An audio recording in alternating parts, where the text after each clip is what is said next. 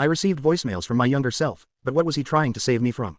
The cruelty of time is that it allows you to bury your mistakes, but never truly dispose of the evidence.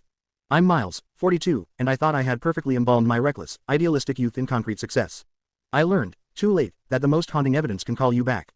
My life was a carefully constructed fortress. As a senior partner at Kensington & Rowe, a corporate law firm built on ambition and intimidation, my days were defined by billion-dollar mergers and the satisfying crush of opponents.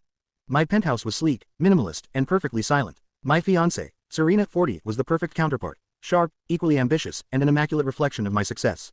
I was the king of my cold, quiet castle. The first voicemail arrived on a Thursday afternoon, right after I'd closed the biggest acquisition of the quarter. I was in my car, basking in the glow of the victory. The number was blocked, and the message notification was unlabeled. I played it, expecting a spam call. Instead, a frantic, slightly breathless voice filled the silence of my expensive car. It was high-pitched, full of passion, and utterly familiar.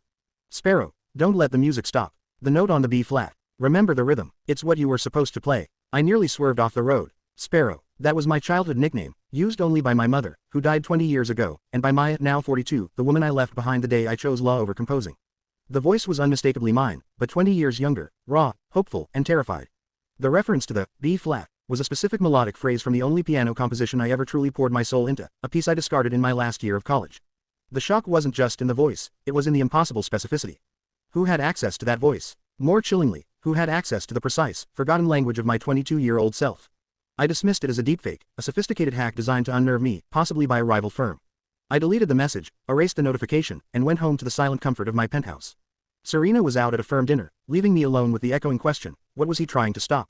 The truth that dawned on me the next morning was chilling. The life lesson was instantaneous. When you bury your true self, sometimes the only way out is for that self to call you from the past. The second message arrived 2 days later, just as I was debating the specifics of my wedding with Serena. She was detailing the seating chart, managing the event like a hostile takeover. The message was clearer this time, less frantic, but far more devastating. The emerald ring, Miles. Look at it carefully. It costs too much. Not the money. The price you pay is too high. You won't recognize yourself. I stared at Serena's left hand. The emerald engagement ring, magnificent and ostentatious, was the centerpiece of her hand. It was the ring she insisted upon, the symbol of our joint, glittering ambition. My younger voice was warning me about Serena, about my entire present reality. The implication was that the life I built, symbolized by that ring, was the fundamental mistake. I couldn't share this with Serena. She would analyze it, dissect it, and find a logical, ruthless explanation, probably blaming stress or a digital virus. The mystery had to remain mine. I became obsessed, trawling through old tech forums, trying to find any obscure, theoretical way to send a verifiable voice message across time. Nothing. The only conclusion that held up was the insane one. Somehow, 22-year-old Miles, the one full of music and moral clarity, had found a loophole in time to send a message to 42-year-old Miles, the man of spreadsheets and moral ambiguity. The third message, a week later, was a direct, actionable command, breaking through my carefully constructed skepticism. Find the silver key in the maple desk drawer. It opens the box. Open the box before you sign the Osiris contract. It's the only way you'll see the lie. The Osiris contract. That was the huge, controversial defense contract my firm was closing next month, a deal that would make me managing partner, but required suppressing damaging environmental reports. It was the epitome of the moral compromise that defined my current life. The silver key, I instantly remembered. When I was 22, my grandfather gave me a small, ornate maple desk. The silver key opened the hidden, double-locked drawer where I stored my most precious possession, a small, antique music box. I hadn't seen that key or the box in 20 years. I raced to my mother's old house, now a rental property owned by the estate. I found the desk, still tucked away in the dusty attic. My hands were shaking as I felt along the underside of the central drawer. There, taped beneath with ancient masking tape, was the small, tarnished silver key. I drove back to my penthouse, the key burning a hole in my pocket. What would you do? Risk opening a 20-year-old memory that might confirm your entire current life is a mistake, or shred the key and maintain the comfortable, successful illusion? I decided to open the box. The weight of the impending Osiris contract, the ultimate moral hurdle, forced my hand. I needed to know the lie the younger me was so frantic to expose. I placed the maple box on my sleek, glass-topped dining table. The juxtaposition was absurd.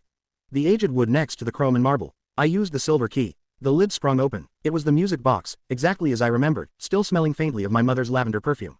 But it wasn't just holding a tiny, twirling ballerina. Folded meticulously inside, next to the ballerina, was a single sheet of watermarked paper. It was a letter, not typed, but written in the passionate, slightly messy scrawl of my 22-year-old self. It wasn't written to me now, it was written by me then, to my future self. The letter was titled, The Promise of the Sparrow. It detailed the exact emotional moment I decided to abandon my composition career for the financial security of law. It described the meeting with Mr. Kensington, 70, where I was promised partnership. It also contained a heartbreaking, detailed account of the moral lines I swore I would never cross. Then came the shattering reveal, a separate note tucked beneath the promise. If you are reading this, Miles, you signed the contract. You crossed the line. You forgot Maya. Find the document marked Stalemate, in the Osiris filing. It proves the environmental suppression. Serena knows about it. She helped craft the suppression. She is the lock, not the key. I felt the blood drain from my face. Serena, the woman I was about to marry, the anchor of my success, was complicit in the exact moral crime the younger me was trying to stop me from committing. She wasn't just ambitious, she was ruthless, using my ambition as cover for a shared, deadly secret. The lesson was brutal. The most dangerous deceptions are the ones you allow into your heart because you confuse comfort with safety. I ran the music box composition in my head, the B-flat note, the rhythm.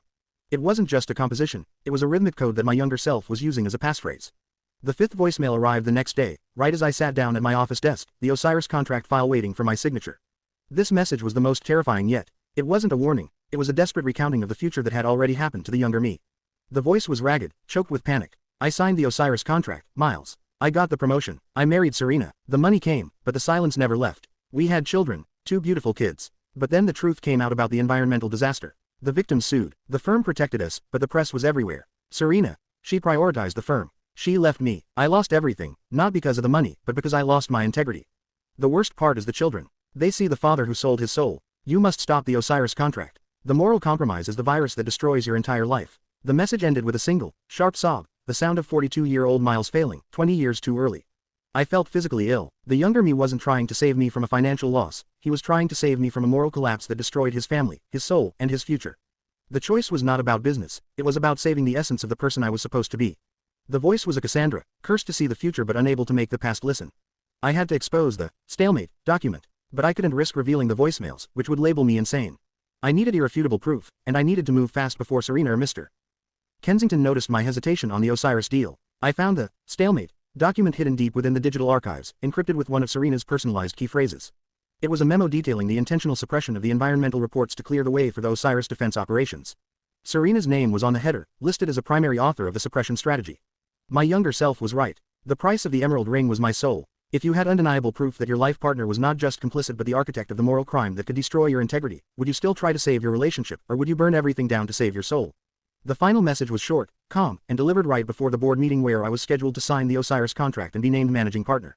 The clock is ticking, Sparrow. Don't be afraid to break the rhythm. Play the B-flat now. It saves the children. The B-flat, the musical note, the rhythm. I looked at the music box on my dining table. I walked into the massive, wood-paneled conference room. Mr. Kensington, Serena, and the entire board were assembled, smiling, awaiting my signature. The Osiris contract was pristine, black ink waiting for my final act of compliance. Before I sign, I said, my voice cutting through the expectant silence, I have one final piece of documentation to present regarding the environmental review. I didn't present the stalemate document directly, that would have been too easy to spin. Instead, I stood at the head of the table and pulled out my phone. I hit play on a high-powered speaker hidden in my briefcase. I didn't play the message from my younger self. I played the music composition, the Sparrow piece, the one I had composed at age 22. It filled the room with the passionate, heartbreaking, idealistic sound of a dream I had murdered. The music was jarring, inappropriate, and utterly baffling to everyone in the room. Except for Serena, as the specific B-flat note, the coded phrase, rang out, I watched Serena's face fall. Her smile vanished, replaced by a deep, calculating terror. The music was the rhythmic trigger, confirming to her that I knew the truth about the stalemate document, which was filed under a musically themed code name only she and I had ever used in college. That music, I stated calmly, looking directly at Serena and then Mr. Kensington, is the sound of my moral compass, and it tells me that this contract is built on a massive, criminal lie. I used the confusion and Serena's palpable panic to my advantage. I placed the stalemate document, now printed and annotated by my own legal team, on the table. The room exploded. Mr. Kensington shouted. Serena denied everything, but her denial was too sharp, too precise. The contract was halted, the scandal was immediate, and my career at Kensington & Rowe was vaporized in the ensuing legal fallout. I lost the penthouse, the partnership, and Serena. The emerald ring was returned, and I watched my fortress crumble.